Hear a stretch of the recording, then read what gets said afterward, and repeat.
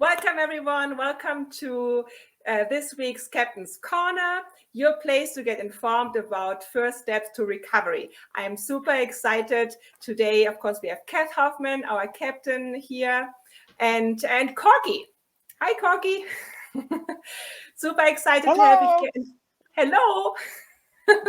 I have to say, this is our second try because I totally messed up the first one. So now, today we are talking about programs that Safe Harbor provides, and many healing blankets is the first step to recovery for our Indigenous community. And this is why we have Corky at the Brandcast today. And Corky, can you introduce yourself for everyone who does not know you? Absolutely. Thank you for having me, Kirsten. That was a good start. Yes. That's how I try to announce myself from when I begin an interview or a talk with people, and because it makes me feel good and it gives me grounding. So I say my name in Cree, which Can you say it again, Cork? Can you say it again? What? Can you say your name again? Nikwe means red. Agwin cloth, squeo, woman. Red cloth woman, Mikwe gun squeo in Sikason is what I go by. It was given to me by our main teacher, Lynn and I's main teacher, and a man that adopted us according to culture, not Canadian law, George Goodstriker, who I still think of each and every day, who's gone on now. So to honor him, I also try to say my name in Blackfoot because he was a Blackfoot man from Standoff in southern Alberta near Cardston on the Blood Reserve. In Blackfoot, I would say same words, Netanako Moke Bisagi. Wow. So red cloth woman is what I go by. Red Deer, Otinia. Red Deer is where I'm from. Cool. I also Sounds go cool, by Cork. Corky or Teresa. And I'm a lifelong member of Red Deer, and I love my community. I work for my community. Sometimes I have the title of elder put in front of my name in my community as defined by my community. I don't give myself the title elder, but I'm trying my best. I try my best to do what George has taught us to do, actually. I work alongside my husband of 41, just about 42 years, Lynn Jonason, and he's the one that really has it going on. You know, that I'm the big show. He's got the heart, and he's not here right now, so I'm going to say that. But in different ways, one of the teachings George actually gave us, he said, when you work this way, and we work in a traditional Indigenous way, he said it can be hard. He goes, it can be hard at times, and there'll be times when you feel like you're standing all alone. He said, but if you work along with each other, you support each other and what each other does, you'll never really ever be alone. Yeah. And you know what that old man called it? There's been times in my community where I have felt like I've, said too much or done too much, and I've stood all alone and watched people, kind of walk away from me. But I'm also at an age now where I don't need to be liked by everybody. And if it's my truth, and I really try to live by my truth now, I speak it and I feel good about it. Safe Harbour, I remember when my husband first started with Safe Harbour, he was doing nights downtown, little tiny place, and Lynn was just one of those guys who could not do nights. You just, huh? That was a long time ago. And it was a very long time ago. And you know what? Safe Harbour and what it does and what it means and what it shows in our community is the reason why Lynn and I are still connected with Safe Harbour. Because elders, especially like Lynn, they'll go where they're needed and where they feel like they're doing the very best work. And they'll also stay because they're treated very good, and they're, they're just held in the same high regard as everyone else Safe Harbor works with. From that street involved individual to the United Way funders, Safe Harbor has always held mutual respect for everyone in our community. And when you're not feel like you're being treated good, elders won't stick around too long. So a testament to, the mission statement of Safe Harbor it's a testament to why they're loved by many. We hear about the ones who don't love Safe Harbor, but man, oh man, I think you need to know you have more allies than you know, and more people that love you than you know. So that's a little bit about me and what I do. I run a women's sweat lodge. George Goodstrike passed me rights to run a sweat lodge for the women at Fort Normando. Usually every sweat lodge, there's some individual currently or has in the past been helped by Safe Harbor. As with all our sweat lodges, we don't pick and choose. If you want to come, you're invited, and you don't have to be an Indigenous. George never turned anybody away from his lodge, so that's the way we try to work as well. Some of the women that are suffering from addiction problems might have or may have been or currently are in an abusive situation. So having a women's sweat lodge just for the woman just takes that feeling of safety and healing and able to work on yourself to another degree. We also know that a lot of women have trouble with childcare, so we always make sure at any circle, any sweat lodge, any ceremony in the city, we always encourage, our people, all the people, bring your kids. We'll either try to have someone look after, or you bring someone who can look after your child while you do your healing. I help plan the community feast, which probably is one of the most beautiful things to be. I remember the first community feast, Safe Harbor community feast, when there was just a handful of us. And I think at one of our community feasts, we fed and in circle with 200 community members from Red Deer, all, all colors. To me, like what Safe Harbor is all about. Again, don't pick and choose. We make sure that there's a spot for everybody in our community. I really love how the Safe Harbor has supported the Indigenous program, and it works in a good way for a few reasons. And that's for me is focusing, or first off, separating that person who comes in from what's hurting them and not judging them. Never judging. I've never seen anybody judge at Safe Harbor. And I've seen nothing but unconditional, okay, this is what's wrong, this is what we're going to do, this is how we're going to help. And that's the same prerogative Lynn and I try to live by. We don't judge. We try to separate that human from what's hurting them.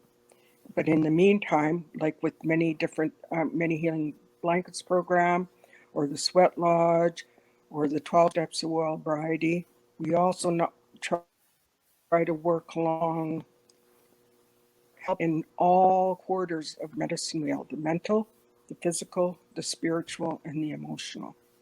And Safe Harbor does too. Number one, they try to take care of you. Two, let's see what's going on here. Let's make sure they're healthy. Let's make sure they get good food. There's so many parallels between the way we work and the way Safe Harbor works. The Wellbriety program, it's for us, Lynn and I are probably one of the first people in Alberta to take that program. and to turn around and become facilitators. And we've seen Wellbriety grow by leaps and bounds, and it grows because it works. And basically how it works, and for an addict, and speaking as an addict, the hardest thing we do, but the best thing we can do to get better, is to get down and dirty honest with ourselves. Okay? Safe Harbour helps us to do that. The Wellbriety program helps us to do that. And once we can get past our head, and, acknowledge, the things that hurt us, feel them, deal with them, then try to let them go. I have a lot of ones that are chronic or suffering are the ones who have the hardest time to let it go, what's caused them trauma in the first place. I believe Safe Harbour is really knowledgeable in trauma and its effect, and continues to grow in that regard, far beyond some, other ways. So, Lynn, he works with the Many Healing Blankets program, and that name was given by John Cryer. And that's a beautiful name for a program, because when you think about a blanket, you think about the things that a blanket does for you. And for some of our street involved individuals, that blanket is their lifeline. It will keep them alive.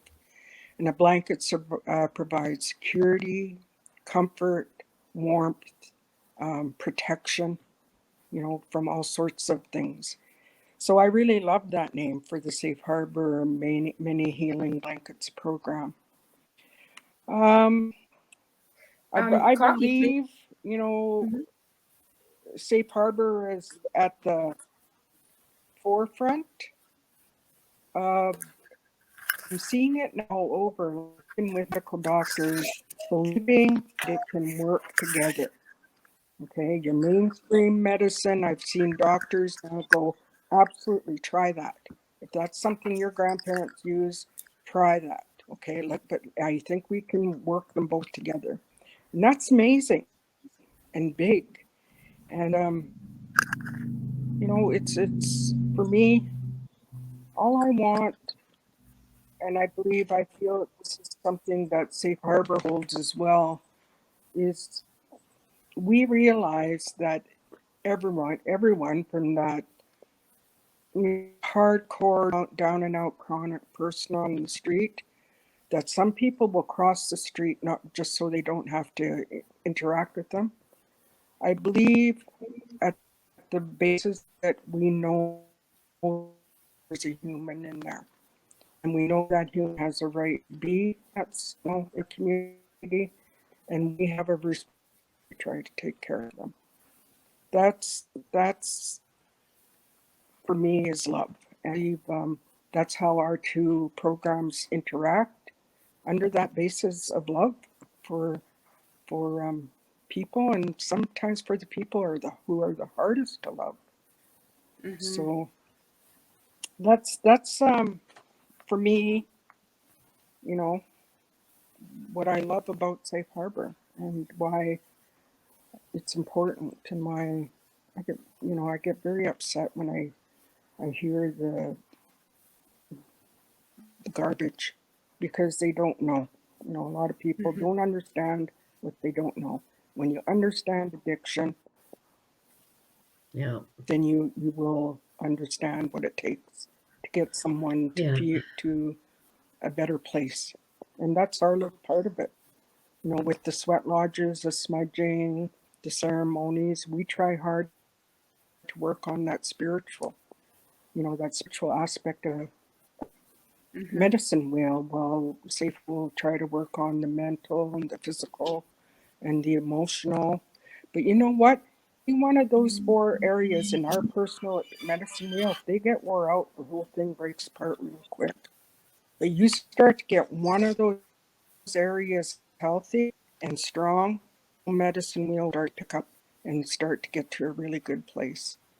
And and the thing is, it takes time. And I think as people nowadays, we're used to the quick fix. We want it fixed now. we don't want this anymore. We want this gone. We want it fixed now. But sometimes some of the things our individuals are struggling with, it took them a long time and with trauma. And there's big things, and we're going to look about it. You know, more Indigenous people are overrepresented in jails and in treatment centers and in detoxes, you know, and in foster care. You know, there's no denying that what happened had repercussions and will continue to for a while yet. And we just have to hold fast and keep trying our best. Yeah. Do you know, Cork, when I think about Safe Harbour and our relationship with the Indigenous community, and of course that started through Lynn, and I think, how did we even get this program? How did this all happen the way it did, you know? And I think, oh, it all happened the way it did because that's the way it was supposed to happen. You know, Lynn started just as a staff in detox. And then all of a sudden here was some Indigenous money. And then there was Lynn. And then it just went, right? And I remember the early days and being nervous as the captain, thinking how, and it's kind of like how I feel with the nurses that I have on staff now too. How do I supervise someone who is doing something that's beyond my understanding? You know, I just have to back off and trust, right? That's always hard. But I was nervous. I was nervous of the ways, of the traditions. What if I do something wrong? If I go and attend an event, you know, okay, so here's me, the typical white girl coming to the Indigenous event, right? In those early days. And I can appreciate other people that might be hesitant to do that because they want to be really respectful and of the tradition and of what you do and all of those different things. And it was such a gentle teaching I received and warm welcome, like no doubt. Like I didn't have to be nervous at all. And no one has to be nervous at all because it's just about all of us coming together to love each other. And we all know how to do that, ideally. And yeah, it's been great. It's been such a gift to me personally, too. And as my growth of as a captain, to have that in those Indigenous teachings around me. They helped mold those 7 stars, you know, truth telling, peacemaking. Those are all components that have evolved with us, you know, as we grew up, as we are growing up. And I don't know, Lynn, he's a hard guy to work with, though, I got to tell you, because he's so damn nice all the time. And I'm always, you know, flitting around like a little crazy bee. And he's just like, oh, yeah, it's okay, Kath. It's okay. Yeah. And I said to him the other day, I think last week when I talked to him, I said, really what an elder does is just lets you talk and repeats back what you said. Is that right? And he said, yeah, that's about right. I thought it's brilliant. It's brilliant. So he's been a gift, and that program and that culture has been a gift. Yeah. Kath, I have a question. Like you just mentioned the 7 stars. So are the 7 stars, like, were they inspired by the Indigenous teachings? Well, the star concept came because I'm a captain and captains navigate by the stars, right? Mm-hmm. The Indigenous people certainly use the stars. But yeah, it came more from that. But those stars are embedded in the culture. And, you know, in anybody's culture, that's a way of growing in love, right? Yeah. But yeah, it's been a wonderful experience for us. And like Corky, I love the name Many Healing Blankets because it encompassed all of us. You know, it said everybody who's shining their light at Safe Harbour and all of those staff that are working so hard, you are all Many Healing Blankets, right? And I really love that too. And I always refer to Lynn himself as a blanket of love every time I introduce him, right? He's just this blanket of love. And of course, Cork is that light. He has helping him to be that blanket. She helped weave that blanket. I know it. Yeah. So yeah, I love the fact that we have this program. I'm glad that I'm just really glad that it happened the way it did. And we had people that need this program, and it's certainly not just the Indigenous crowd. My goodness sakes, if so many people respond positively to those teachings, they're inside us. They're our natural way of being, Yeah. Can I ask some practical questions? So can you explain what is the difference between the many healing blankets and I don't know if there is a comparison to another program that is maybe not Indigenous led and inspired, and so what really is the essence of that? I think the essence is everything Corky was talking about that support to the community and to the people that are inside the program, right? And I think, I bet you Cork would agree with me that there are many healing blankets around our community in all the agencies that are on those front lines or in the hospitals or wherever they are, right? So at Safe Harbour, for Lynn's program in particular, it looks like sweat lodges out at Fort Normando, looks like sharing circles. It looks like when COVID is allowing it, circles inside the detox with the people who are detoxing that want to be connected to that.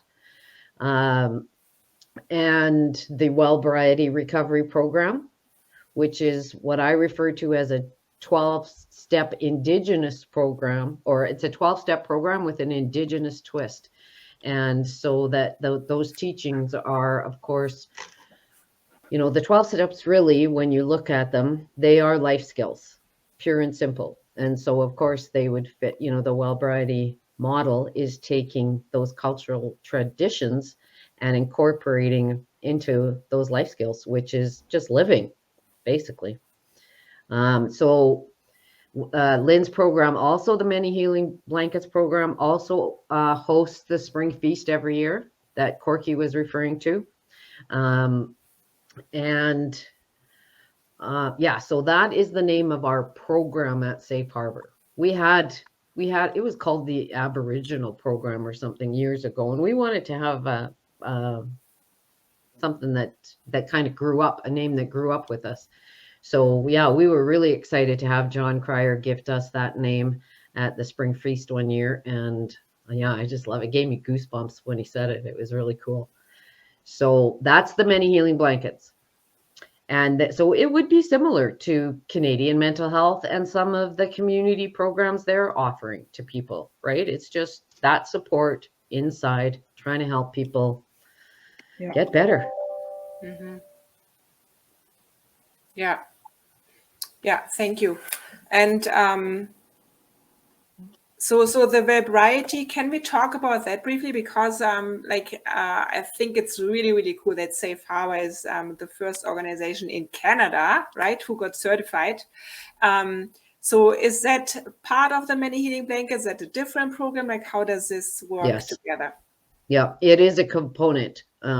It's kind of like lifeblood of recovery. And it definitely a component of the Many Healing Blankets program. So if Lynn went into detox to see the people there, he would offer them those first 3 steps of the Wellbriety Recovery Program while they're in there.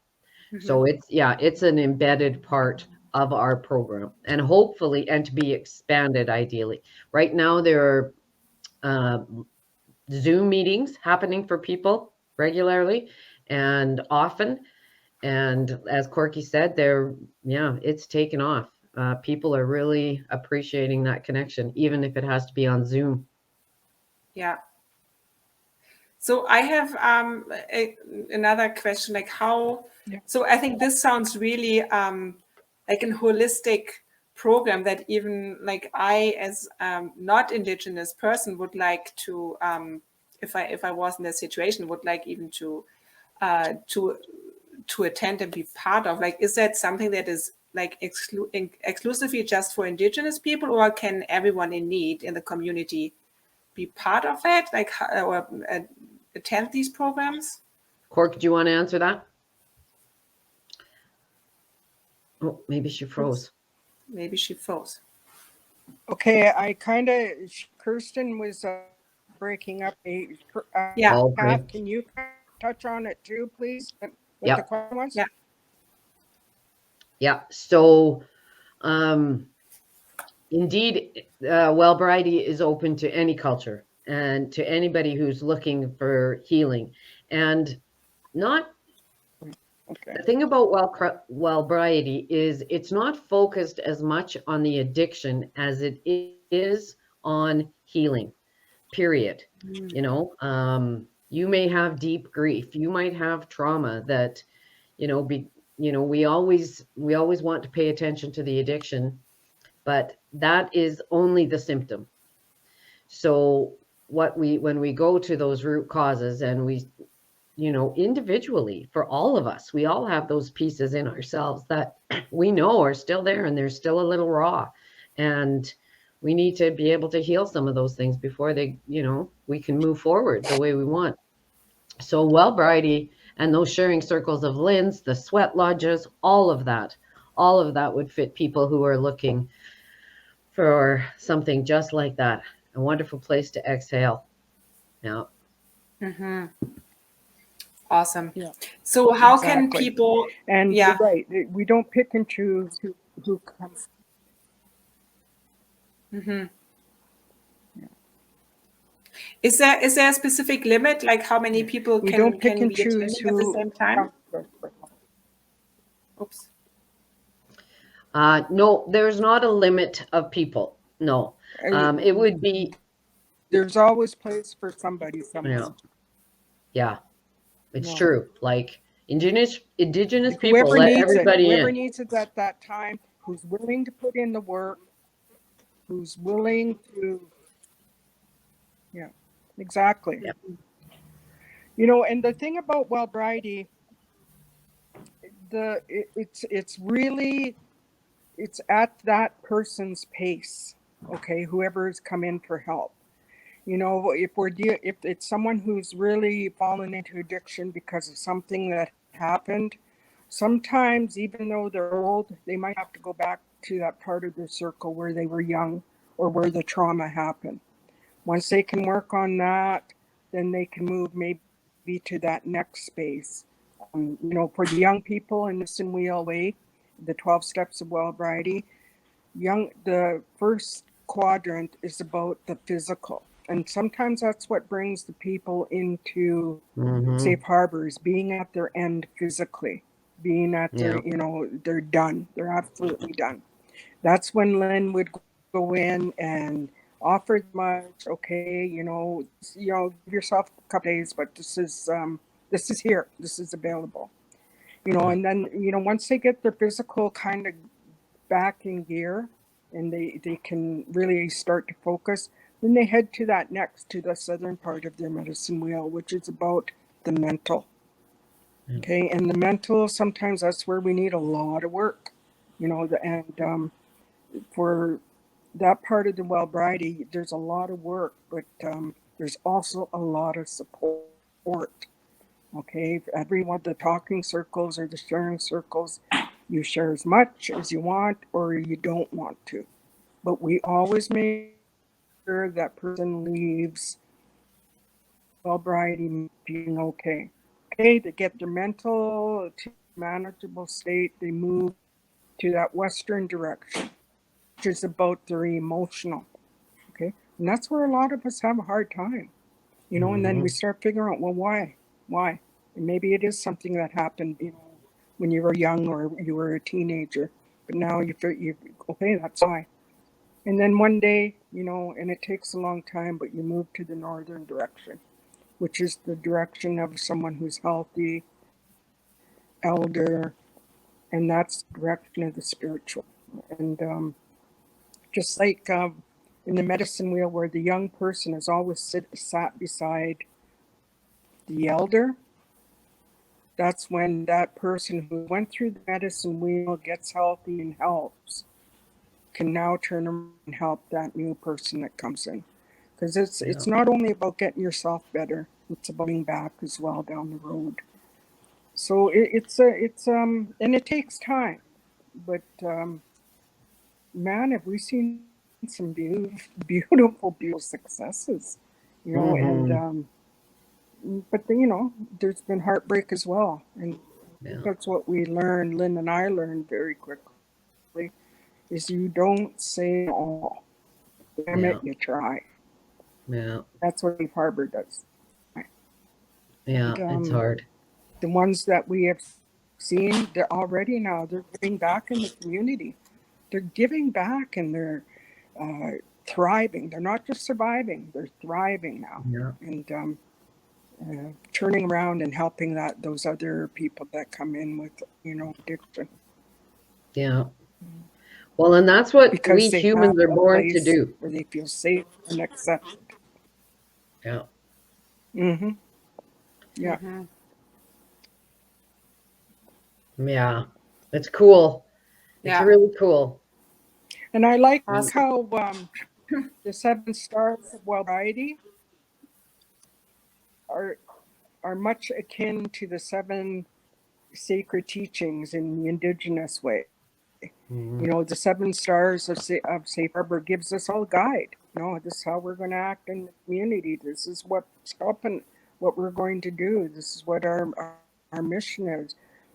The 7 teachings, which are also encompassed by that Big Dipper, are courage, honesty, humility, love, respect, trust, and wisdom.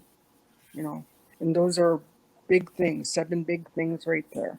But there's a space where we can work on all of them and make sure that people are treated with those same ideals. Yeah. Mm-hmm. Wow. Yes. And then the trick, you know, we can do, it seems we as humans can do that easy for the people that we're serving, but we can't do it as easy with the people that we're relating to, you know, so my peers or my funders or my city council or whomever, right? I can be really compassionate for those guys down in shelter. Or for my staff, they get challenged, you know, they can be really compassionate with the people, but maybe not as compassionate with their teammate that night, you know? And so we get challenged by those stars continually just because we're humans and we always need that reminder. And yeah, it's good. But it's I think it's very important to have those guiding principles, because then you can always go back and say, our star listening is here so that we can not just with the community, but also as staff and with our guests act like this. Yeah. Yeah. Yeah. Well, and that's why in the stars, the truth telling and peacemaking go hand in hand, because you got to tell your truths peacefully. You know, that's the ticket. Yeah. Yeah. Awesome. Corky, No, that was good. Yeah, thank you so much, Corky, for joining us today. Is there anything else that you would love to add that you think, you know what, I missed that, I want people to know that? Then you have the chance to speak now. Speak now. Going. No, if there's anything that you would love to say. Try your best. Yeah, try our best. That's right. That's great. I think when you asked me if there's anything I'd like to say again, I'm not sure. Is that right? Yeah. I just want to, you know, encourage. And it's just, you'll get better, you know, and we'll get better as we get more resilient. And I just encourage the people that can and who are allies of Safe Harbor to get noisy and speak, and that our city council works for us. Those people on the street are the ones they need to look after. Okay? Not Yeah. Mr. Big Joe Blow with all the money building the building over there.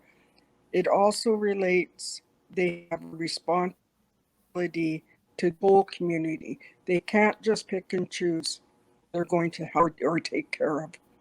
All right. That's all I have to say. And me,